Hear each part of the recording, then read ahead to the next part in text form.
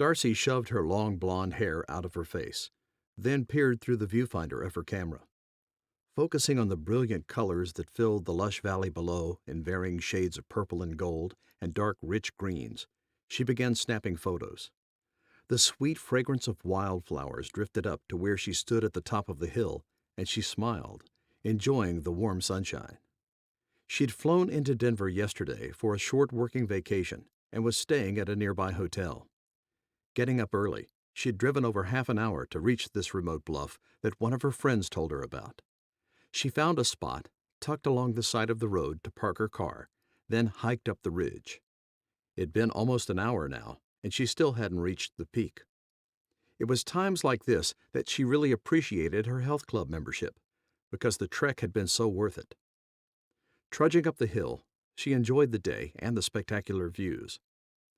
The editor at the travel magazine where she had taken a summer position wanted the pictures on her desk first thing next week, right after she got back. So she'd take a few more photos, then head up to the top to finish the shoot. Darcy slid the camera bag from her shoulder, placing it next to her feet, then began taking a panoramic shot from her high perch overlooking the beautiful scenery, the camera whirling as she slowly spun around. The early morning breeze and songbirds' musical serenades filled her with a peaceful contentment, and she inhaled deeply. It was a beautiful day. For a split second, a group of men appeared in her lens view as her camera swung over the valley. She paused, turning the camera back toward them, wondering what they were doing out there. But before she was able to focus on them again, what sounded like a gunshot rang out. She jumped and gave a startled scream. The camera slipped from her hands and hung at her neck by its thick leather strap. With her heart pounding, she quickly scanned the area, wondering if there were hunters nearby. That's when she spotted one of the men sprawled on the ground in the clearing below, a blotch of red spreading across his white shirt. She was too far away to make out any features, but close enough to know that more blood covered his face. She slapped her hand over her mouth to stifle a second scream, but it was too late. The other men were staring up at the hill where she stood, and one lifted a gun and pointed it at her. A shot sounded, and she dropped to her knees, then threw herself onto her side as he bellowed, "Get her!" She lay there for a stunned moment, trying to comprehend the situation she'd found herself in. She could barely breathe as terror held her in its clutches. Then her mind shouted, "Run!" She scrambled to her feet and spun around, taking off at a frantic pace, her legs unsteady beneath her, just as another series of gunshots echoed behind her. Bullets pinged off the nearby rocks and trees as she scrambled up the steep hill.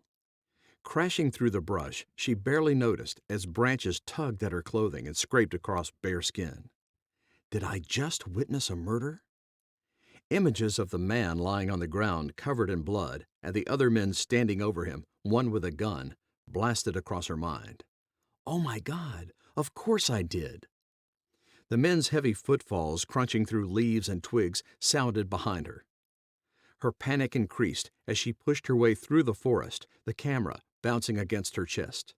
Up and up she ran until her lungs burned, her breathing hard and labored. She brought her arm up and wiped sweat from her brow. She didn't want to die, and half ran, half crawled up the steep embankment. Terror encased her in a large net, and she couldn't escape its smothering grip.